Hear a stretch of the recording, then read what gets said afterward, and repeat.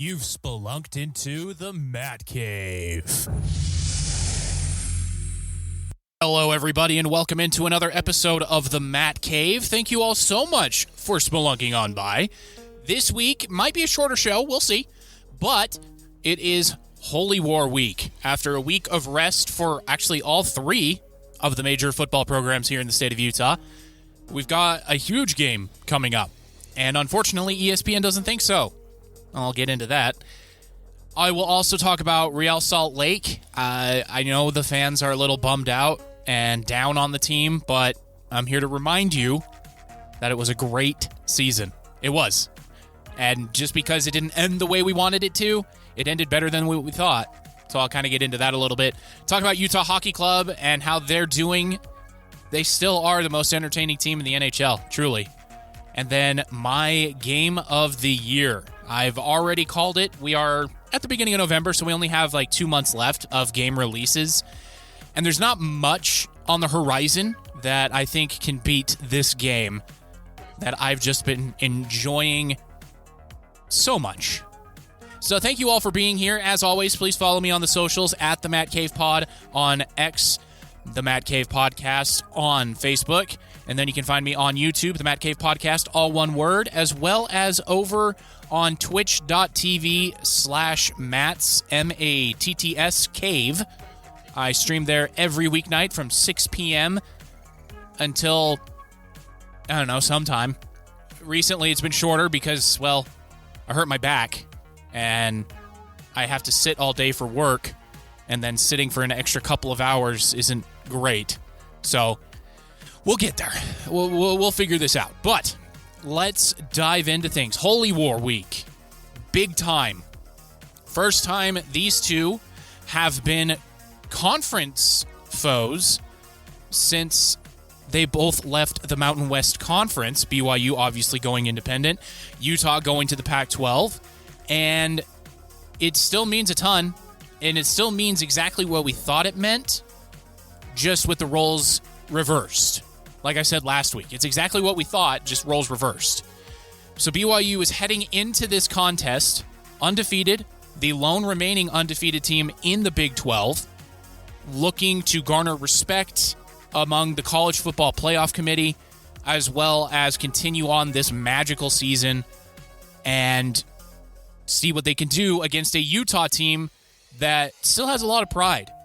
Utah is still a astonishingly good defense, and they do still have a running game, which BYU does struggle against historically. So this is a matchup definitely worth watching. Unfortunately, ESPN doesn't think so. ESPN, the brilliant masterminds over there, decided we're going to put this at 8:15 p.m. I'm sorry, what? The biggest rivalry west of the Mississippi, and you're putting it at 8:15 p.m.? Mountain Time, 10:15 Eastern? How stupid is that? That's so stupid. I'm sorry. Oh, man, ESPN has been fumbling all over the place, and the fans are getting sick of it. I've seen comments on The Athletic. I've seen comments on YouTube videos, on Reddit, X, of just how these networks have ruined everything. And they have. They blew up the the Pac-12. They blew up the Big 12. And now it's becoming, we only care about the Big 10 and SEC. That's what it's become. Because ESPN dropped, I don't know, 2-point-something billion for the broadcasting rights for the SEC. And so that's all we care about now. Is if you're not in the Southeastern Conference, you're nobody. And then Fox dropped however much to carry the Big 10. And so that's all they care about. And then CBS is just kind of there. They lost the rights to the SEC because, well, they had some sanity and didn't want to drop monopoly money to broadcast games of college kids. Anyways, that's what we're looking at here. It won't get flexed. It's not going to change times. It's 8:15 p.m. Mountain Time on ESPN. Hopefully it's not Brock Osweiler on the call again. Wow. Probably will be. It'll be a joke because they're going to send their A-team to some SEC game.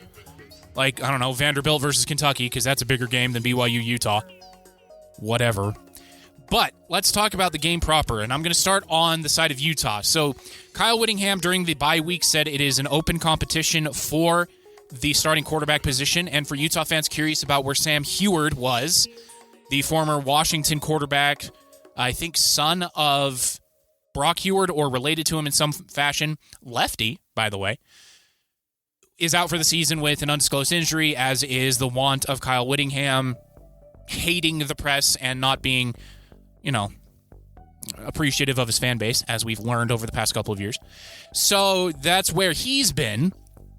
And now we have a competition between Isaac Wilson and Brandon Rose, neither of which looked all that great against Houston. I think Isaac Wilson looked better than Brandon Rose, but that's not really fair to say because Isaac Wilson was the one who took all of the first-team snaps, and so Brandon Rose didn't really have a chance to really show what he could do. And so during this bye week, Kyle Whittingham said it's an open competition. We want to see who's better, and we're not going to make an announcement before the game of who's starting. Whoever lines up under center at the first start of the game is their starting quarterback, and he's not going to say until then.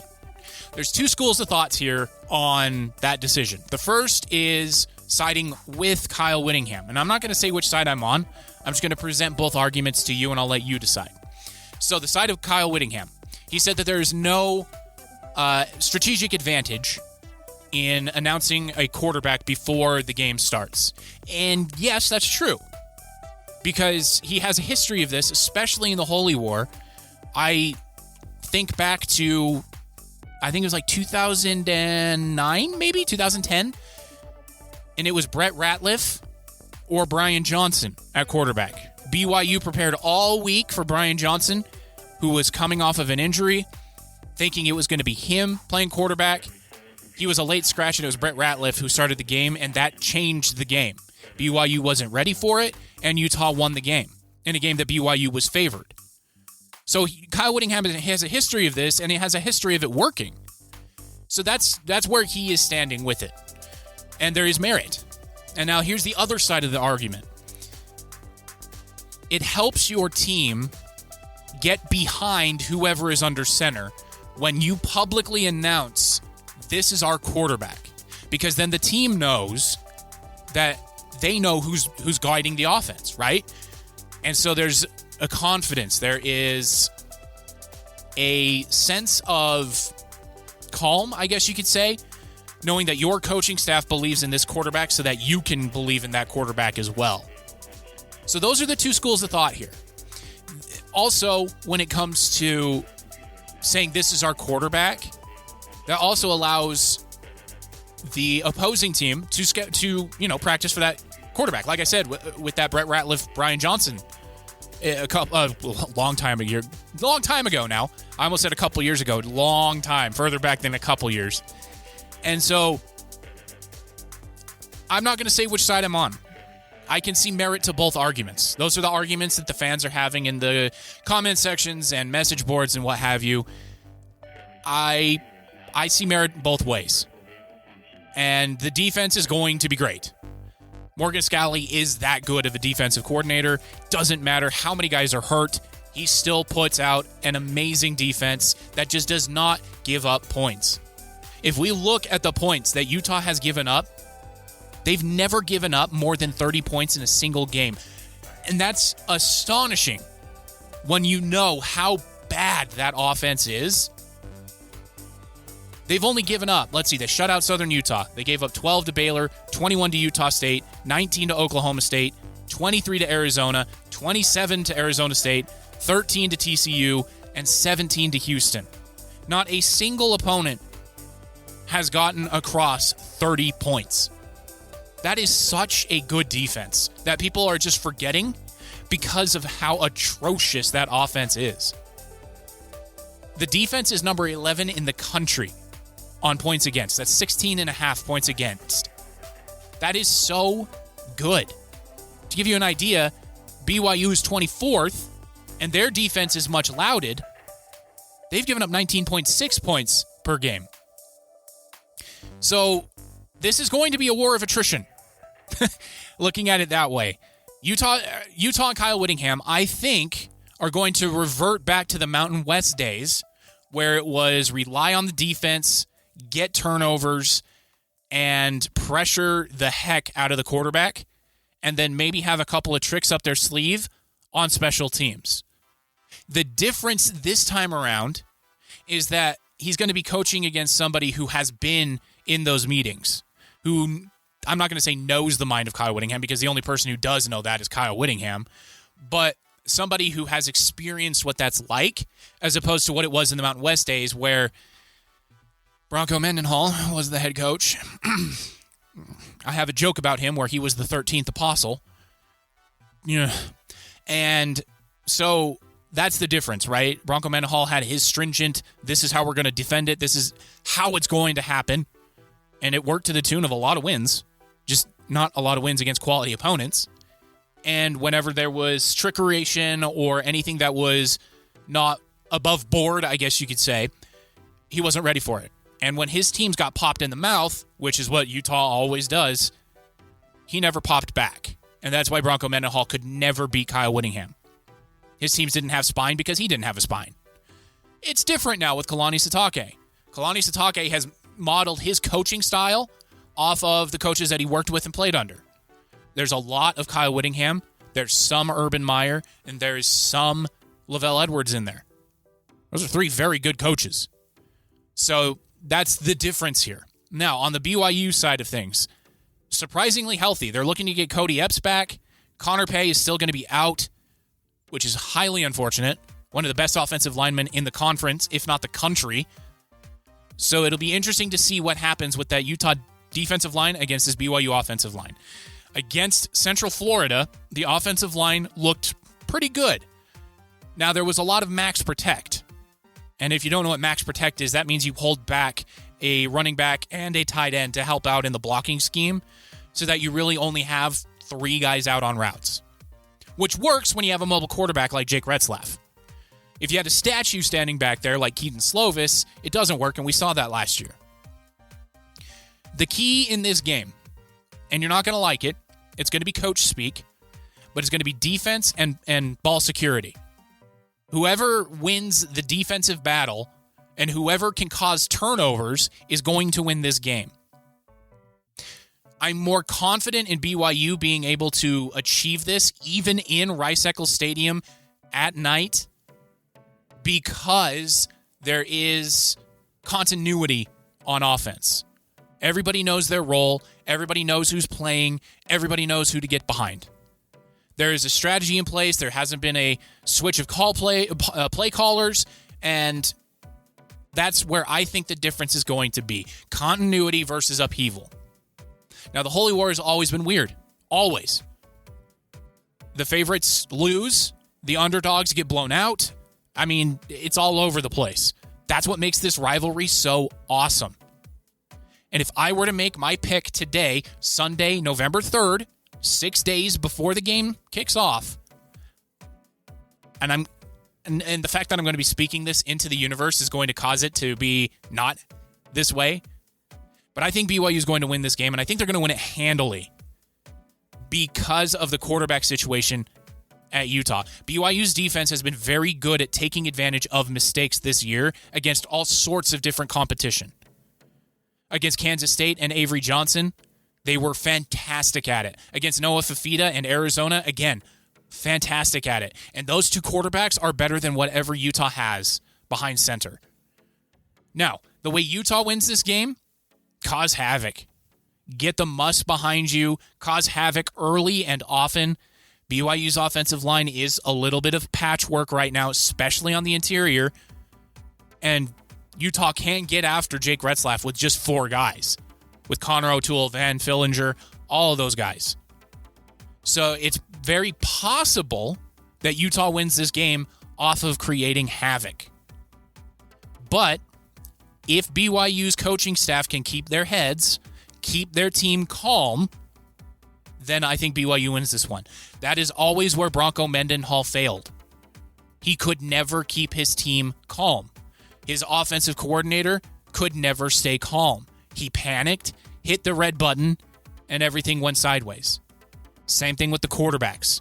So this quarterback is different. Jake Retzlaff did not grow up in this rivalry. He did not grow up in this state. I'm sure he understands how big it is, but it doesn't affect him the same way it would a Max Hall, for example. So that's why I think BYU has an edge in this game. Now, if we were to look at the odds on ESPN.com, the matchup predictor is saying BYU has a 59% chance of winning this game. And this is, again, I'm recording this on Sunday, November 3rd, so this can change as we go through the week. But I think it's closer to 55-45, if I'm being honest, just because it's a rivalry game.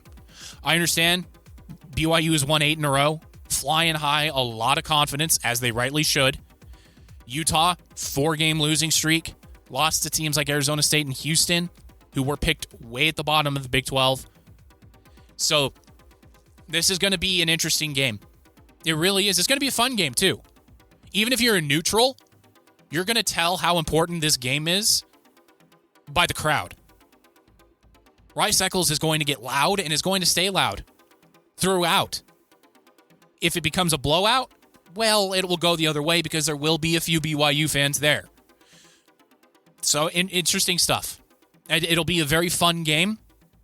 Either way, I come out a winner because I root for both teams. Yes, I understand. I'm squarely on the fence. Now, the BYU obsessive fanatic inside of me is panicking at this game.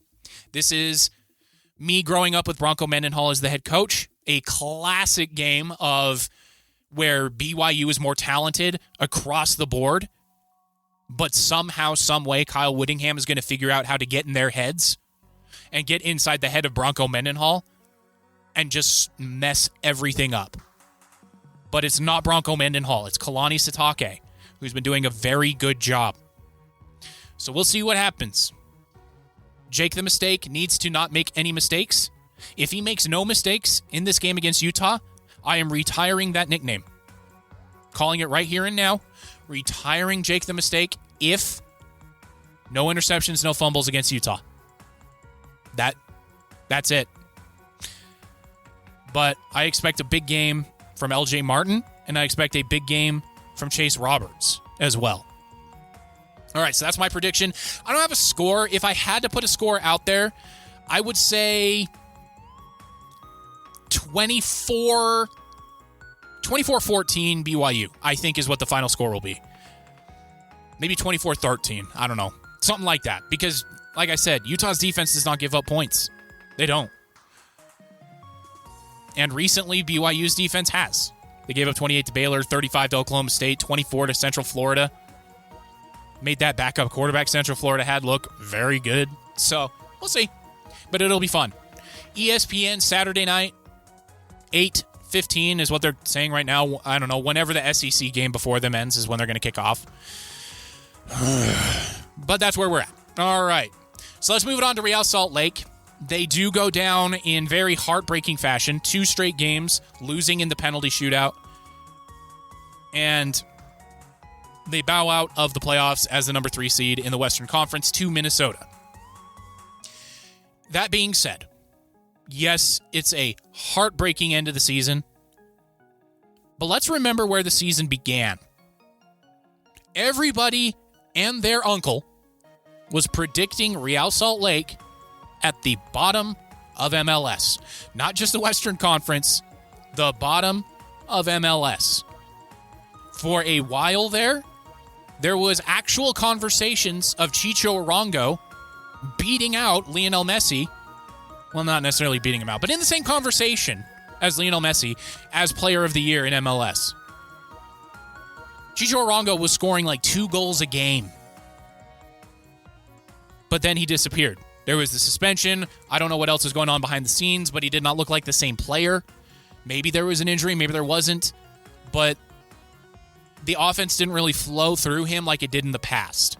And I think that really affected things, both for his psyche as well as the team.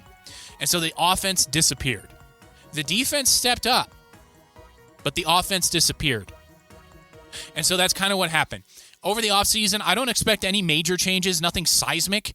Maybe in the January transfer window from Europe that a couple of guys might go.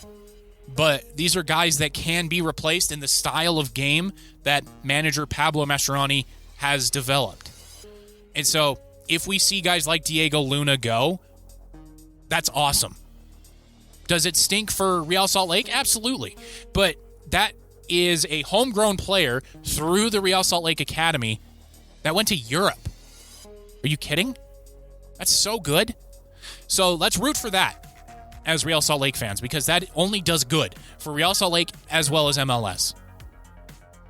And it kind of gives the middle finger to the U.S. Soccer Federation for leaving Diego Luna off of the Olympic team, which I want as well. But they do lose two games to none against Minnesota, both penalty shootouts, heartbreaking stuff. But you know what? The future is bright, and Real Salt Lake, I think now that they have an owner willing to spend money, which I know Utah, the state of Utah is kind of sick of hearing that about Ryan Smith when it comes to the Utah Jazz, the Utah Hockey Club, and Real Salt Lake, as well as BYU men's basketball. Like, we're all sick of hearing, well, they have an owner in Ryan Smith who's willing to spend money, open up the checkbooks, and bring in talent. We're sick of hearing that. But it's true. And it'll be interesting to see who else they bring in, because they do have a couple of guys that they brought in during the transfer window that are interesting. The Polish kid, as well as the guy from Portugal. There's a few guys in there that I think can develop into something, I don't know if special is the right word, but into something that will make Real Salt Lake more competitive than what people are expecting. And I think that'll be very fun. So I think Pablo Mascheroni should win Manager of the Year with what he did with Real Salt Lake. Will he? No, it'll go to the guy in charge of Inter Miami, because MLS and Don Garber are kissing the ring down there. But that's where we're at. All right, let's move it on to the Utah Hockey Club, who finally got a win last week against Calgary. 5-1. That was a very good win. And then they followed it up by going down to Vegas and losing in overtime, which is kind of impressive because Vegas currently is undefeated at home through about the first few weeks of the season, almost first month I think we're at now of the season. It's not bad. Still getting a point out of that. So right now Utah is sitting at 5-4 with 3 overtime losses, which, if you remember from last week when I explained it, leaves them at 13 points. Currently sitting in 4th place in what I think is the toughest division in hockey, the Central Division, above teams like Nashville and Colorado and St. Louis. That's pretty good. But behind teams like Dallas, Minnesota, and Winnipeg. And Winnipeg's in first. They just recently lost their first game of the season. And guess who Utah goes to play next? That's right. They go across the border to play Winnipeg. Time to strap in, man, and win something again. Because after starting the season 4-2, they've gone 1-5. So let's get some wins here. Dylan Guenther's gone cold. He hasn't scored a goal in forever. Sergachev has found his goal scoring. Clayton Keller is amazing. Nick Schmaltz is also very good. Clayton Keller's leading the team in points and goals. Nick Schmaltz is leading in assists with Clayton Keller right behind him. So there is a lot of talent on this young team. But the blue line and the goalie, man, that pick that I had at the beginning of the season for a guy to watch out for, not going well, but it's not entirely his fault. It's the blue line in front of him collapsing, and Sergachev is playing playoff minutes at the beginning of the season, which is not sustainable. They did trade for Olli Mata from Detroit, which seemed to help a little bit against Calgary, but then against the Golden Knights, not so much. But that could be chalked up to a new player getting acclimated to a new team. We'll see what happens there. The offense is hot and cold now when they started off the season on fire. So there's a lot of stuff that needs to get fixed. And I am still going to stand by what I said at the start of the season, that Utah is a playoff team. And I still think that GM Brian Armstrong is not going to spend all of that cap space at the trade deadline just to panic buy. The stuff that he's done has been really impressive to me too, because the players that he's brought in aren't the best man available or anything like that. The guys he's brought in have connections to other players on the team. Ollie Mata played with Ian Cole when they won a Stanley Cup. I think it was in Chicago. So these guys that they're bringing in already have familiarity with at least somebody on the roster. And so it's not some like foreign thing that they have to introduce to the new culture and the new arena or anything like that. So I like that. I like what Brian Armstrong is doing. And I hope that Ryan Smith continues to show the passion that he has so far about this team and not just give up because they've hit a losing streak. Speaking of losing streaks, I wasn't going to talk about this because why talk about it, but I'm actually so happy that the Utah Jazz, your Utah Jazz, are the only team in the NBA without a win. As of me recording this on November 3rd. I think that's amazing. That is fantastic. Now, what's not fantastic is the tragedy that befell Taylor Hendricks. Do not look up that video. It is horrendously horrific. It is very sad because he had a very good offseason and he started off the season very well. He showed what Utah saw in him when they took him with the 8th overall pick a couple years ago. He started to flash that talent where he could guard 1 through 5. He could get some shots into the bucket. So he was really turning a corner. And then tragedy hit with that leg injury. That, I'm just going to say it sucks. That leaves the rest of the roster to kind of step in and step up, which means Kyle Filipowski as well as Cody Williams are going to be taking on a greater role, which I love, that they're not just going to hand those minutes to like somebody like John Collins.